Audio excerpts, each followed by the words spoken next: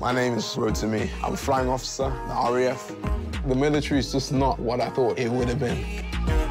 You do get your own space and you can be your own self. I've seen him more than I thought I would. He's always been ambitious. I guess the RAF has made him more ambitious. Confidence, belief, resilience. The RAF has really expanded that for me. It's just made me feel like I can do things I never thought I could. Ready?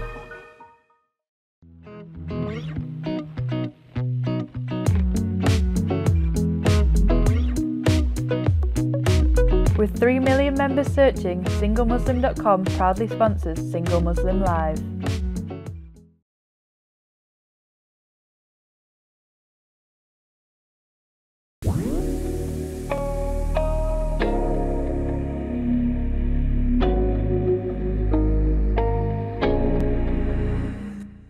Assalamu alaikum and welcome to another episode of Single Muslim Live here on British Muslim TV, sponsored by SingleMuslim.com. I'm Fahima Mohammed, your host and your relationship coach. I want to welcome all of you wherever you're streaming, whether it's on Sky, Channel 752, Twitter, Facebook. A really, really warm welcome from all of us here on British Muslim TV. We have the lines open for you as well throughout the show. If you want to call in live, please do so. We'd love to hear from you, any of your comments or queries or questions. And you can do so by dialing in 01924 231 083. Make sure you do ask the bill payer's permission, as standard network rates do apply. You do have the option of contacting us for free on our WhatsApp service, and you can do so anonymously as well. And that number is 07585 835 150.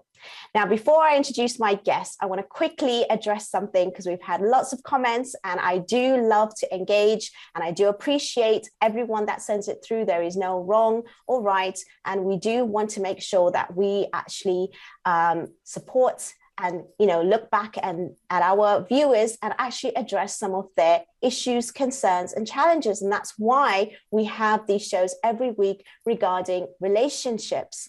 Now, I know we're in the middle of Ramadan, and some people have mentioned that maybe we shouldn't be talking about this.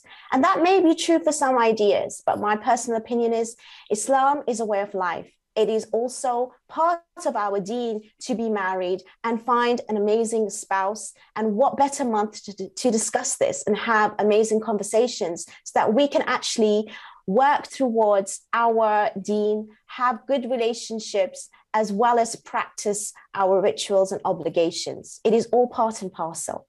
So if you do have any further comments and questions, I really, really appreciate if you would call in. I would have really loved to hear some of your opinions. It doesn't matter what they are. With regards to agreeing or not agreeing, we can have a civil conversation, and I will welcome you to call in.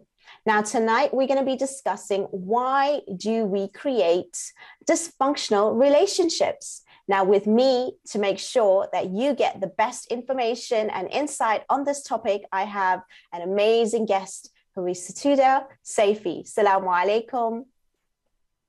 Wa alaikum salam, Fahima. Thank you so much for having me.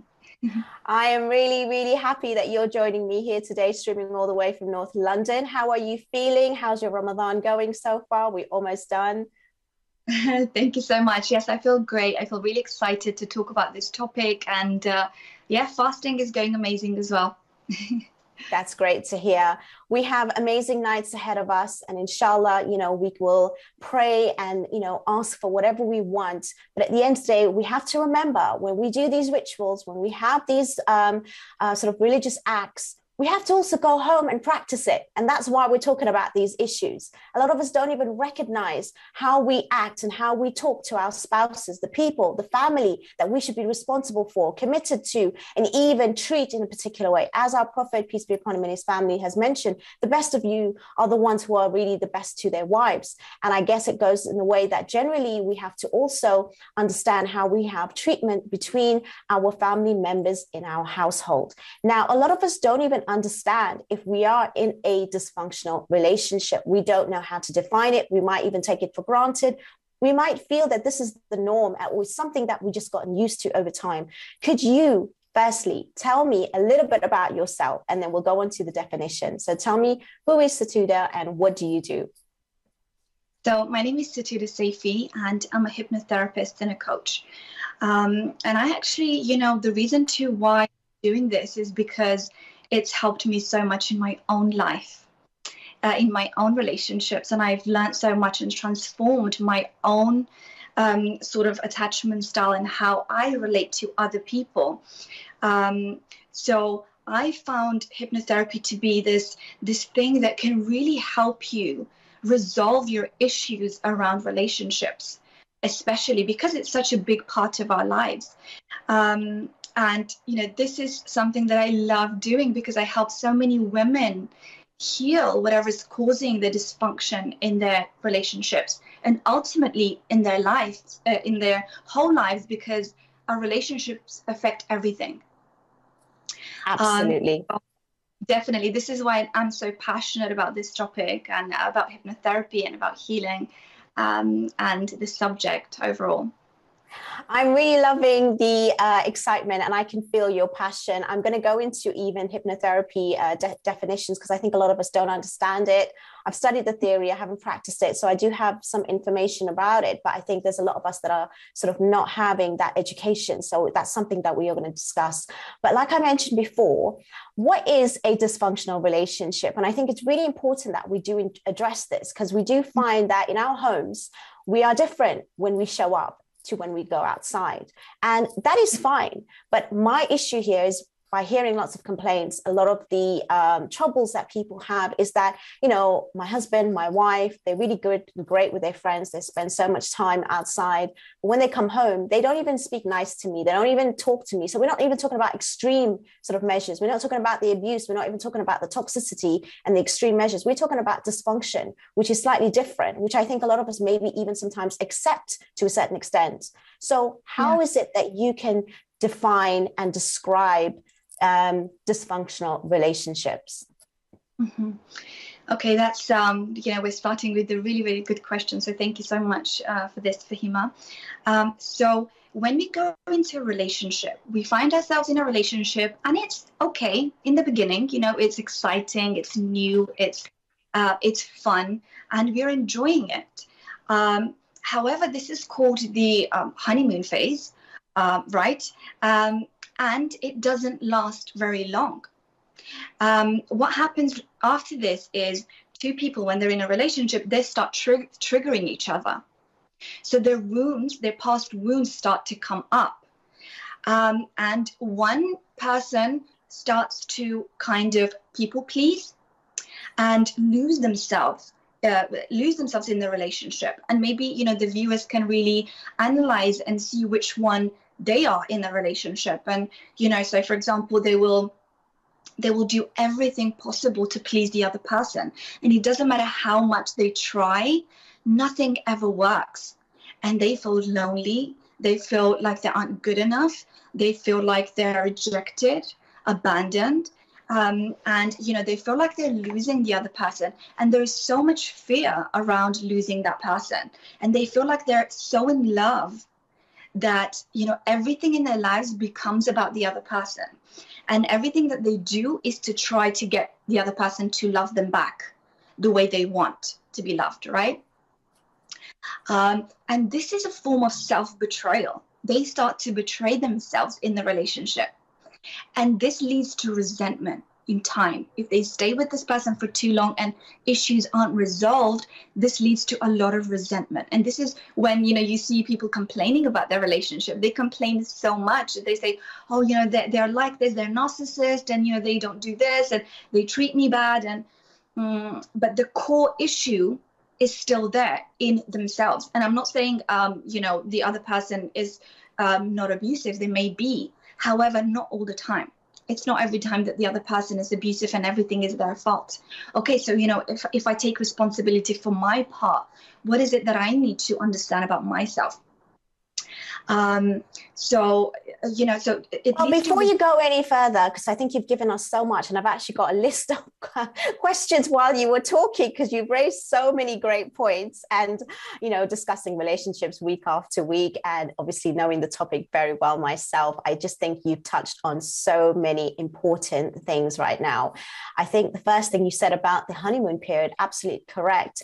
We do actually expect that high to continue after a very long time. And I'm glad you also mentioned that it's not just taking responsibility and taking away the fact that if you are in a toxic relationship, it is not the other person's fault. And it's to say that, you're blaming only yourself. It's about, at the end of the day, your reactions and your responses. So I want to make that very, very clear. So people that are going through extreme situations, don't just, excuse it by saying, oh, it's me, it's my past wound. It is a bit of both. That's what we're trying to say here. So I just want to clarify that. The other thing is, when you dysfunction relationships, when you actually go into it, do you think it shows up after a certain time period, or can you even assess it before marriage? Could there be a period? Because obviously with Muslims and courting, it's not the norm. We don't really sometimes have that period where we get to know them. And even if we do, we're always putting our best foot forward. So, at the end of it, like you said, we're triggered. Yeah. Now, do you think it is because of our reactions and our responses that are unhealthy that can create dysfunctional relationships? Or how can we recognize it is us or the other person, or a bit of both? Like, what are the actual bits of information that you can advise without even seeing a coach, that you can recognize within yourself in that relationship? Mm-hmm. So I think it's really important to understand yourself, first of all, because then you're going to go into a relationship understanding in general, and you're going to understand too why your partner behaves the way that they do, right? And then, for a relationship to be successful, we need to embody the qualities of the divine, merciful, compassionate, forgiving. But of course, we aren't perfect. We don't have to be perfect to be in a relationship.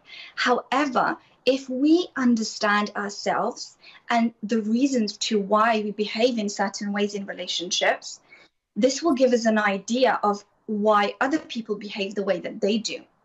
And this will make us more able to cope with the stresses of the relationship. And there is no time frame to see, when the honeymoon phase is over. It's different for everyone.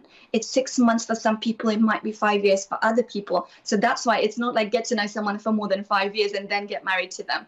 You can still kind of make the relationship more official and get married. However, it's just understanding that it's a work in progress. Going into Sotoda, you've given me so much again already. Unfortunately, it's gone so quickly that we're coming up to our first break in a few moments, and it's going to give us all food for thought, because again, I've written down so much notes as you're speaking, and it's absolutely wonderful to hear you speak and talk about this, because I think it's something that we do need to address. And inshallah, we're going to go more into it after the break. Make sure you stay with me, don't go anywhere, and we're going to definitely have more discussion with Sotoda regarding this topic. And if you do want to contact us, please make sure you do. See you shortly. Salam.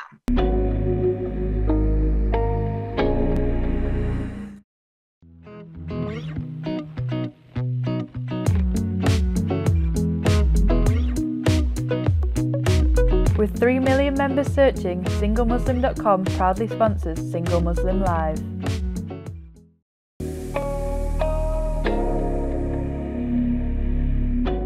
Assalamu alaikum. Welcome back to Single Muslim Live here on British Muslim TV, sponsored by SingleMuslim.com. Can't believe how quick that first part went, and really excited to have you on the show, Sotoda. You've given us so much information so far, and we've barely just touched anything that we wanted to speak about. So let's just get straight into it. You were talking before the break with regards to understanding and knowing yourself, and that comes up a lot on the show. Do you think that people need to maybe do some self-development courses? Do you think that they need to understand much more of human behavior, take personality tests? Is that really important, like, in your sort of field and work?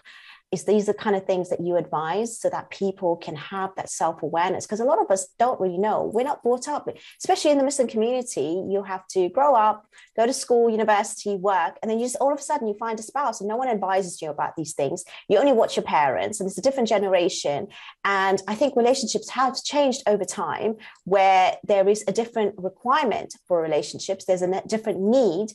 And it is more like a business transaction. It kind of started off like that 100 years ago, where you would marry with regards to, power, status, and obviously having those things. And to a certain extent, then it was love, and then it was, fulfillment. And now we want it all, the whole thing, the whole package, which is absolutely fine. But it's very hard to get that fulfilled from the other person. So what you're saying is that we need to obviously look within ourselves. Now, what kind of dysfunction exists within us that we can create in our own relationships, and where does that come from? Okay, so that's a really good question. Like, what do we need to do? Like, learn about myself more, or do personality tests? What can I do to learn more about myself and my relationship patterns?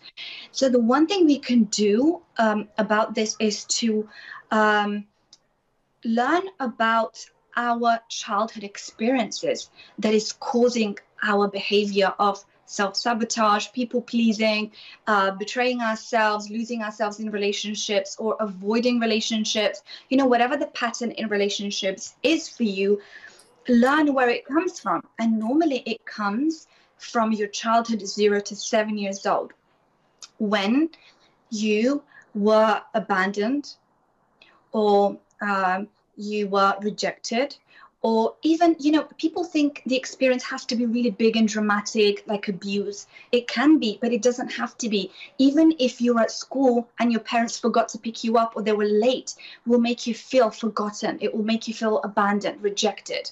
And that time, that period of time that you felt abandoned and rejected, will then be stuck in the body as memory. And we record everything, every experience we've had, especially as children, because we're so vulnerable and so open. And we just, it's kind of like we take a mental picture of everything, of every second of our lives. And this experience, the energy of it is recorded, and the memory of it is recorded in each and every one of our cells.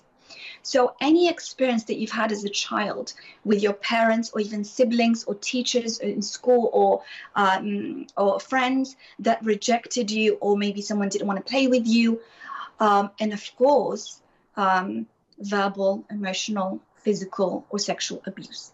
These things are, of course, very severe, and a lot of people have experienced them, but it doesn't have to be the severe experiences. It can just be my needs weren't met when I was a child. A child needs to be seen, heard, wanted. They need a parent who is present with them. And normally, you can see that people find it difficult to be present with themselves, let alone with other people. So our parents, our generation, our parents' generation, they found it really difficult to be present with themselves and their children. So this is why our generation then, learned to kind of feel unwanted or rejected, abandoned. And of course, not everybody, but if, anyone that's watching, they can actually really, and the thing is, we forget things, we forget. So if we try to remember our childhood experiences, we can find out where our dysfunction, where it started from. Our dysfunctional behavior started from. And once we know, then we can resolve it. We can't resolve something we don't know. Does that make sense? Absolutely. No, I'm loving what you're saying so far. It makes a lot of sense to me. And obviously, we are in the field. I'm actually studying human mind and behavior. But at the same time, a lot of people do not have access to this information. And we don't think it is a necessity with regards to relationships, when it's absolutely vital.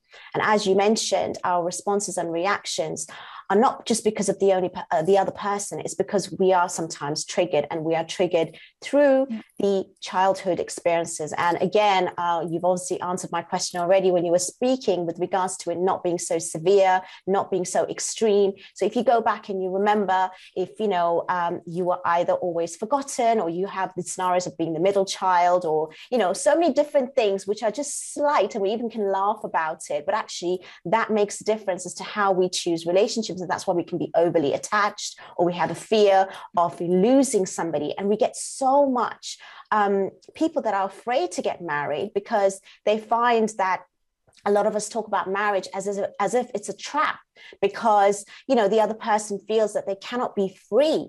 And yes, you have to be considerate when you are in a relationship, but it doesn't mean that you are not having your own identity. And I think that's what we always have. Do you find there's a difference between men and women? I know you mainly coach women, but I just want to hear from your own, sort of perspective.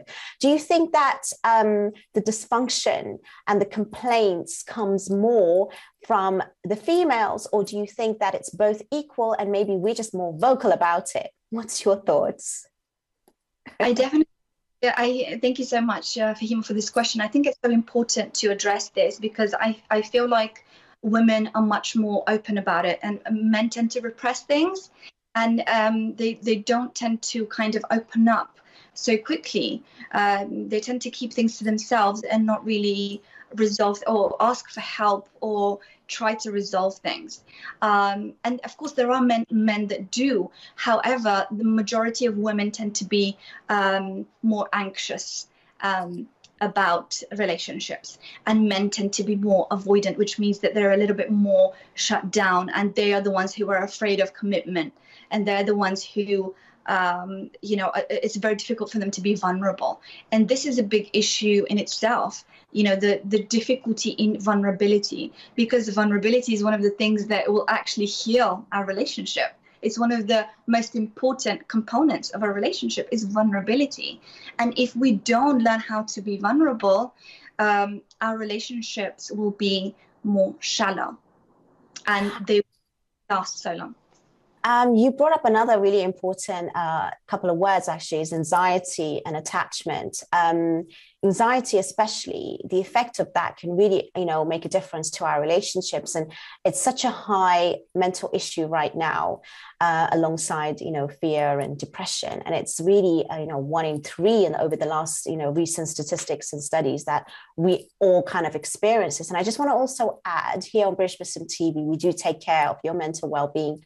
If you do have any issues, you can contact us on BritishMuslim.tv/support if you are triggered by anything that we are speaking about today.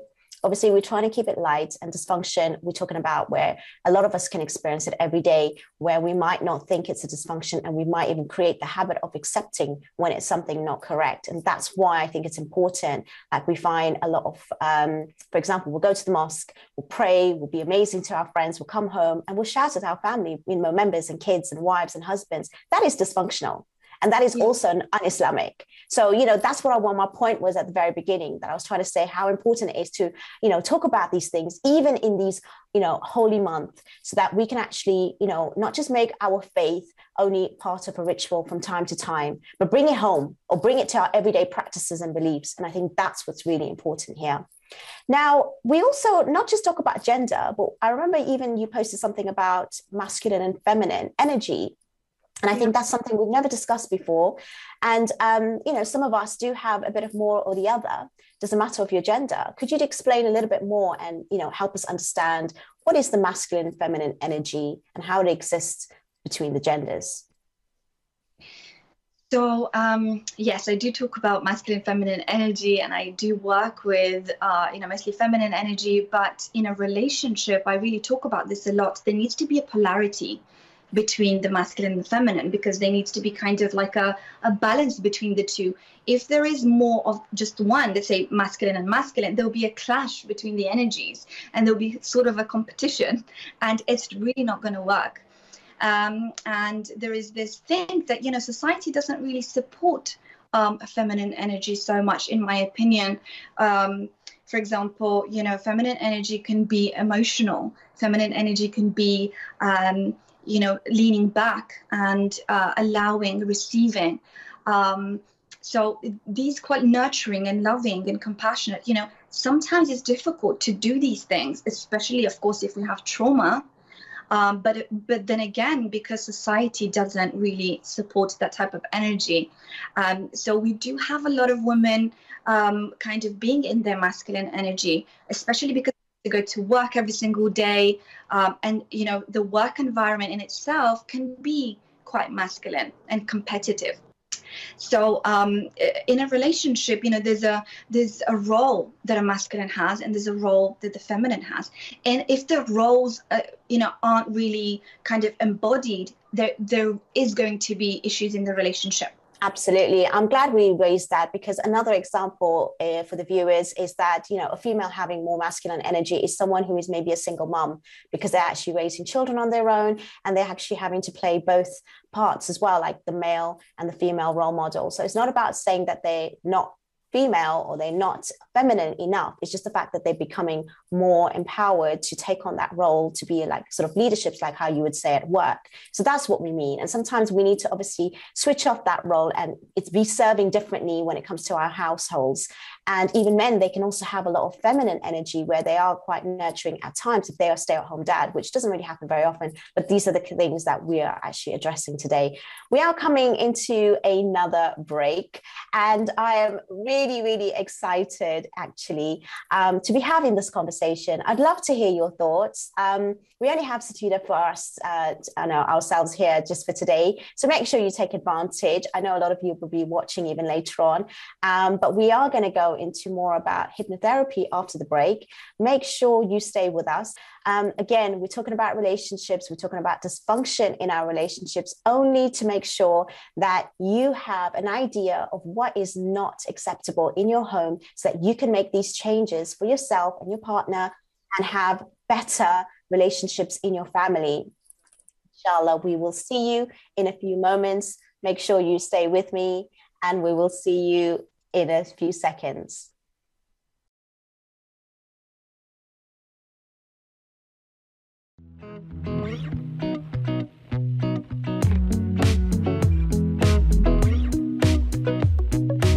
With 3 million members searching, SingleMuslim.com proudly sponsors Single Muslim Live.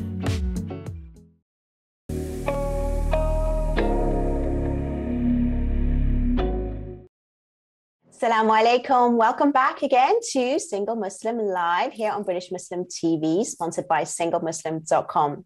We are discussing, why do we create dysfunctional relationships? And yeah, we are responsible. We do have a lot of trauma, a lot of baggage that we carry from when we are really young. And a lot of it is not extreme. It's not necessarily toxic. So we are talking about how little negative events, if they are especially continuous, can be brought into our current relationships when we are looking for a spouse or in an actual marriage. Now, I really want to talk about this because I find it absolutely interesting. I've studied it myself, but I haven't actually studied the practice of it, only the theory of hypnotherapy. So I do understand with regards to, tapping into the subconscious mind. Now, of course, our mind is very, very different to what we always think. And the brain and the mind is separate. And the way in which we think is mainly due to our habits, which has been programmed. And that is the subconscious mind, which is 95% of the time operating. And we think we're conscious, but actually that's only about maybe 5% of the time. Now, Sotoda, explain to me, give me an actual insight. What is hypnotherapy? Even a lot of practicing Muslims might find it quite scary, thinking that you're going to go into my head and you're going to do something to it, which is, un-Islamic, it's not lawful. So tell me, is this something that we can actually use safely, and is it for everyone? Thank you so much for this question. So hypnotherapy is essentially having access to your subconscious mind, which is, like you said, 95% of your mind. And what does this mean? It's your memories, long-term memories, because it's impossible for us to remember everything consciously. It's just too much information. We can't handle this much information, right? So we repress it. We just kind of, put it in the back of our minds, in the subconscious mind. We leave it there. and it's stored as memory. So our long-term memory is there, our relationship patterns are there, our behavioral patterns are there, our traumas are there. So these things are there. And in order for us to change something, we need to have access to that information. So hypnotherapy is essentially just having access to that information and going into the subconscious mind, which is not just part of your brain, but it's your whole body, because your cells have a memory.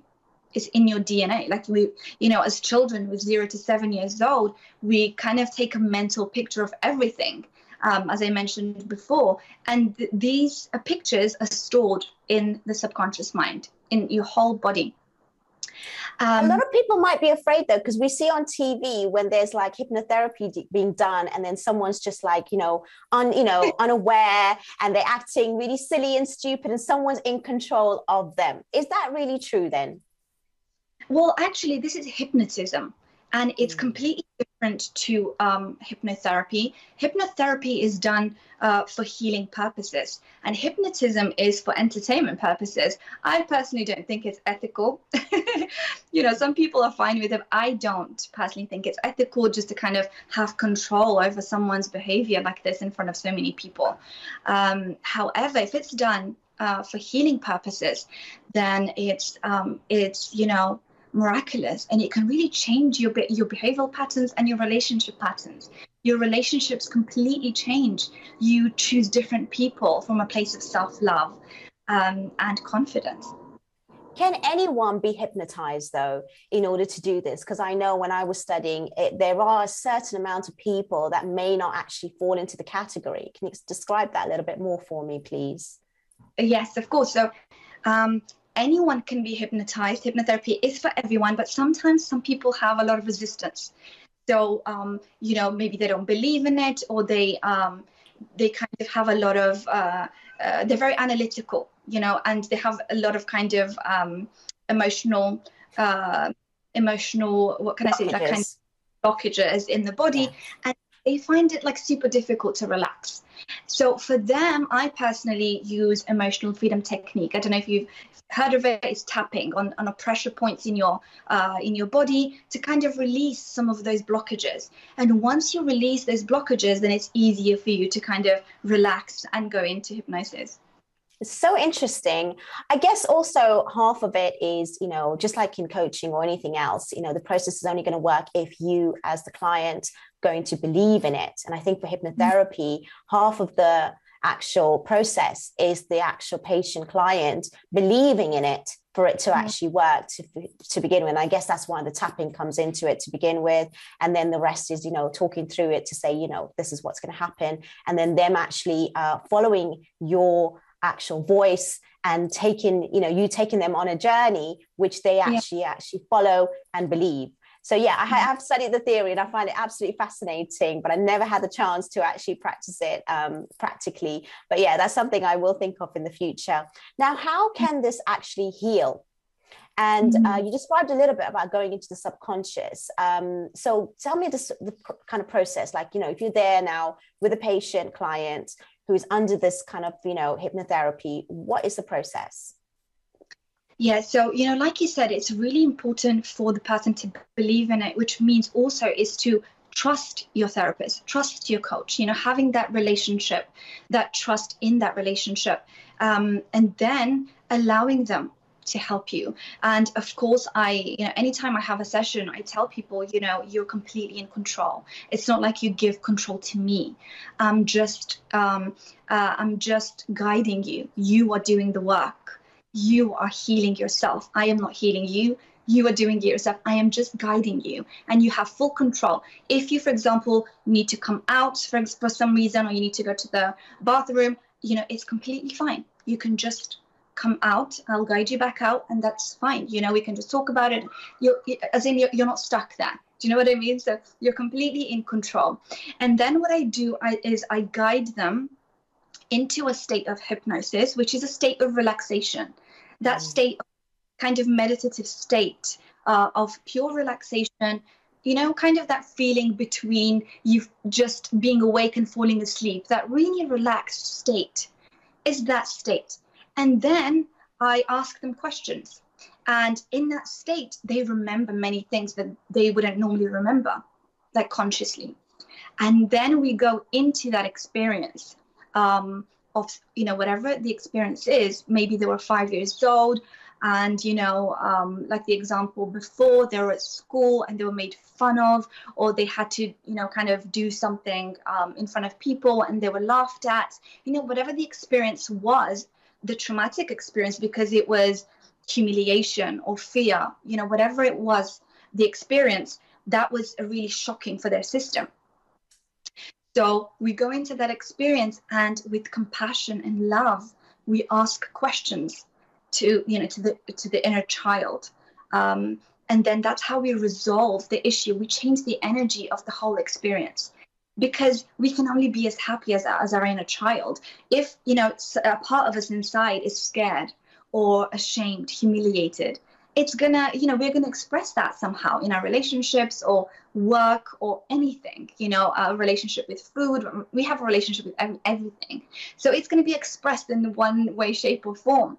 So that's why it's so important to go back and heal that experience and change the energy of that experience and give yourself. How do you change the energy? Sorry to interrupt you. I mean, when you're going back and you're having a memory, are you actually talking them through how would they respond differently? Or is it just a memory to recall? Yeah, so the healing part of it is actually processing the emotion, because we don't know how to process emotions, right? Even now, things can happen all the time. If something happens and I get afraid or I get angry, like, I need to be able to process that emotion, right? How do I do that? I sit with myself and I take a deep breath in, and I, put my hand on my chest, and I ask myself questions, and I soothe myself.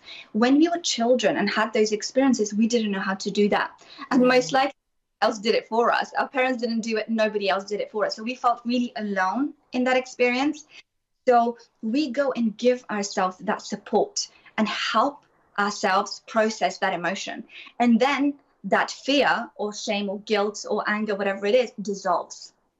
Right. So interesting. And I loved how you mentioned about the different frequencies in the brain.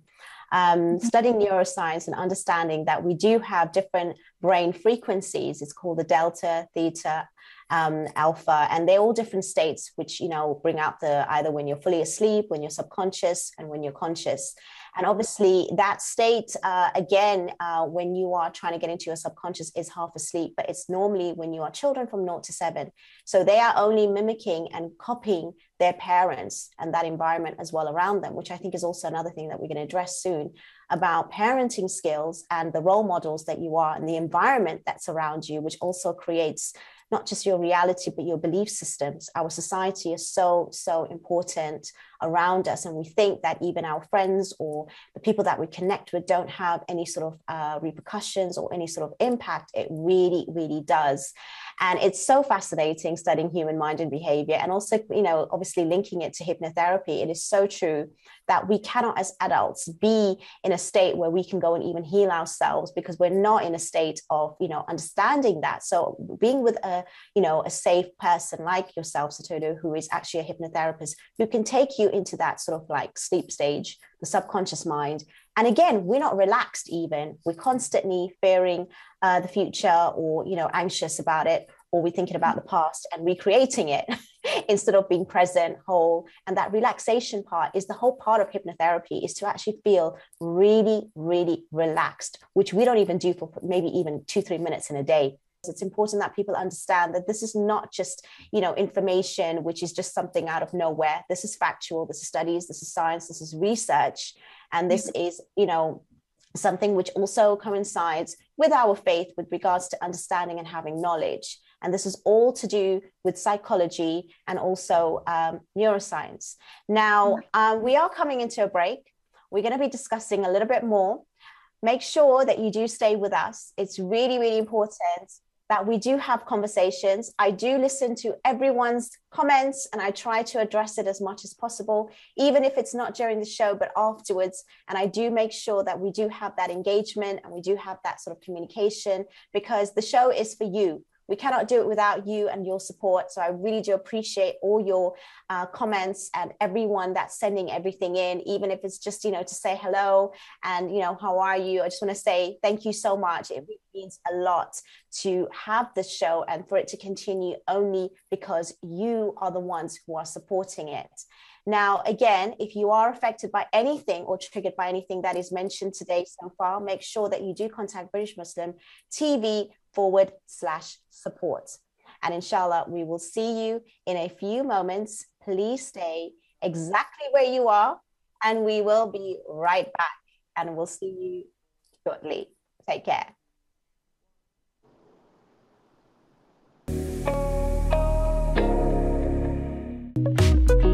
With 3 million members searching, SingleMuslim.com proudly sponsors Single Muslim Live.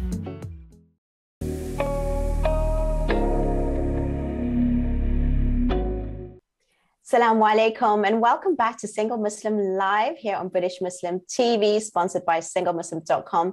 And we are at the final part. I cannot believe it. Sotoda, I need you here with me, honestly. It's like I could do a series with you. We've got so much to talk about still. But anyways, as we were talking before the break with regards to hypnotherapy and it being, sort of like trying to tap into your subconscious mind, I want to go more into our belief system. Now, there's a lot of things that we do growing up, which is all of what we've mentioned so far. But there's also a belief system. I'm not talking about faith here. I'm talking about a system where we sort of have these assumptions about life, right? Yeah. So what is a belief system and how can that also create a dysfunctional relationship? Beliefs are created when we are 0 to 7 years old. So everything we see, we believe. So an example, if we see, let's say you see a child sees their father abusing the mother physically, they will automatically believe that men are abusive. So when they grow up, they will have that belief, and that belief will create that reality for them. They will see even more men who are abusive. But is that true? Is it true that all men are abusive? It's not true, but it's true for them. Does that make sense? Do they actually not just see it more, but do you think that they actually choose maybe the same kind of relationship because that's what they're familiar with? Is that correct? Yes, subconsciously they see it and they choose it. And they kind of think that it's normal because, that's just what they've experienced. It's familiar to them. Yeah. So they think it's normal and, they accept it for themselves. So they don't know they're actually, not all men are abusive and I deserve someone who isn't. So we have a beliefs about everything, about men, about women, about relationships, about love, about marriage, about children, about money, about everything. We have beliefs, and those beliefs will create our relationship with them and our reality, essentially. Now, I would say from what you're saying so far is that this is generational trauma then creating itself. And how important is parenting today, which we don't even talk about, because that is the main issue as to why we grow up and be a certain way and choose our relationships. What is it that you want to say to current and our generation and future generations when they are parents, and what to be aware of so that they can actually, not recreate this kind of trauma, but actually avoid it or even be better for themselves and their children? Yes, so it's definitely generational trauma, ancestral trauma, and it goes 7 generations back. Wow. Actually. And why is this? Because when, let's say, a woman is pregnant with the child, if she has anxiety, for example, or has depression, that energy will be transferred to the baby, definitely, just like food. Do you know what I mean? So it gets transferred genetically, and this happens, generation after generation after generation. So is there any hope for healing and, having faith for healing? I mean, does the process actually really work when you do what you do? Yes, of course. We can heal generational trauma 100%. I have a course in it, and I work with my clients to heal generational trauma. Also, what it involves is praying for your ancestors. When I was young, my mom always told me, pray for your ancestors. I didn't understand it at the time, but our ancestors are actually waiting for us to pray for them. And what does this mean, praying for them? Sending them good energy, like love and compassion, praying to God to help them, to guide them, their souls, even if they aren't alive anymore, to help them, forgive them, and guide them into the light. So that's really, really important to do this for your ancestors, give charity in their name so that their souls are in peace. This is a big part of generational trauma healing.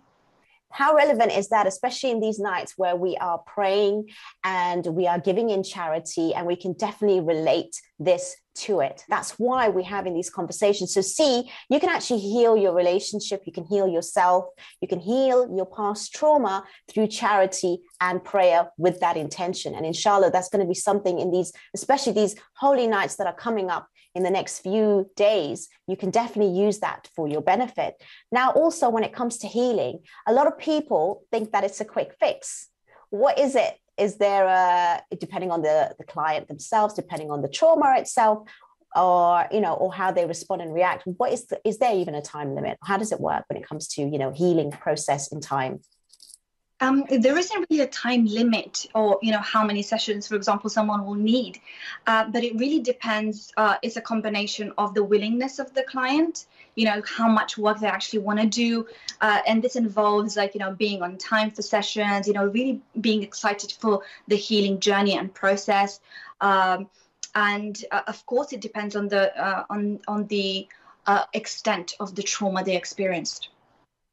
I think that's really important and interesting as well that you say that, because a lot of the times people go to coaching therapists or wherever it is thinking that they are the ones that's going to do the work for me and I'm just going to basically follow, and that's just going to be my healing journey, where actually you're the one that's going to really do the work with your belief, with your punctuality, with your showing up. And that's half the process. And I think a lot of us don't seem to understand that. And they're like, well, therapy doesn't work, counseling doesn't work, coaching doesn't work, when actually you have to be half of that work, if not even more.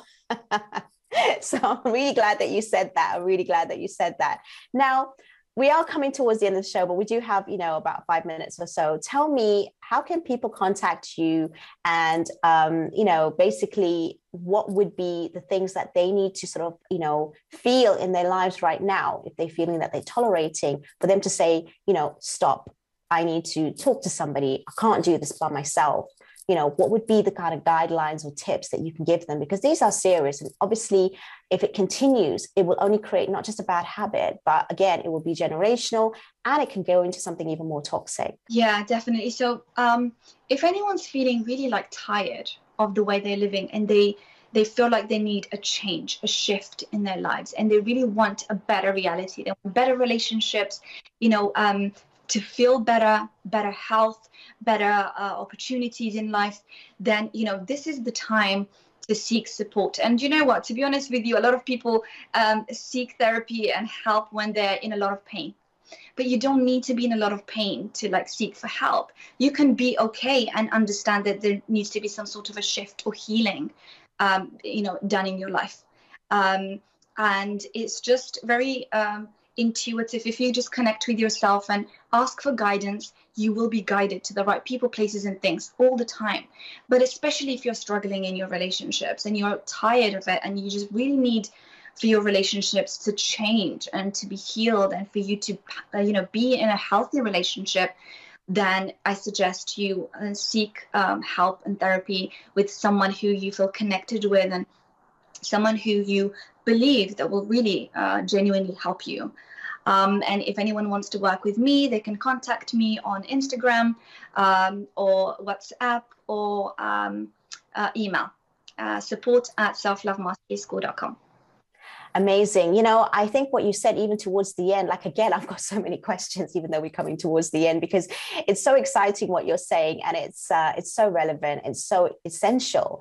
When you talked about people also coming into these kinds of support when it's towards the really extreme times, when actually, especially something like coaching and hypnotherapy could be when you're a little bit uncomfortable, or you actually know yourself and you're like, I can do better. I can be better. Because at the end of the day, we've all got our shortcomings and we always want to get to that optimal, level. So it's about trying to just constantly wanting to improve. Don't wait for an urgency, create the urgency beforehand and stop it, because prevention is better than cure for me. So, people have coaches when they're successful in order to maintain and to keep to that, high level of living and well-being. So understand that. And if you are feeling, like I said, even at the beginning of the question, if you feel like you're tolerating in life, you shouldn't really be tolerating. You should be living, you should be being, and you should be feeling, comfortable, especially when you're at home with your family. And a lot of us are running away from it. And we need to understand that that should be kind of like a sanctuary, and the people around you should be people that you feel comfortable with in a different way, where you want to feel more of it, and you should be running towards your home, not running away from it. So that's why we think that it's so important. Again, relationships are important generally, but in your household, especially for the Muslim Ummah, it actually creates really strong units and society. And I've mentioned this before. So we need to make sure that we understand that we build this and we continue building that. And that starts with our marital relationships and our households. If you want to practice Islam, start in your house first. It's really, really vital. Now we've got a couple of minutes. I want to make sure that I leave it to you to have some final words, Sotoda, for anyone out there. Whatever it is that you want to say, please take it away. Thank you so much. First of all, thank you so much for having me. I've enjoyed myself so much. Honestly, I really love talking about this, and I love sharing this with your viewers. And I know there are some amazing, amazing people watching this. And I want to wish you a beautiful month. The last 10 days, enjoy them. And you are worthy. You're good enough. Take care of yourself.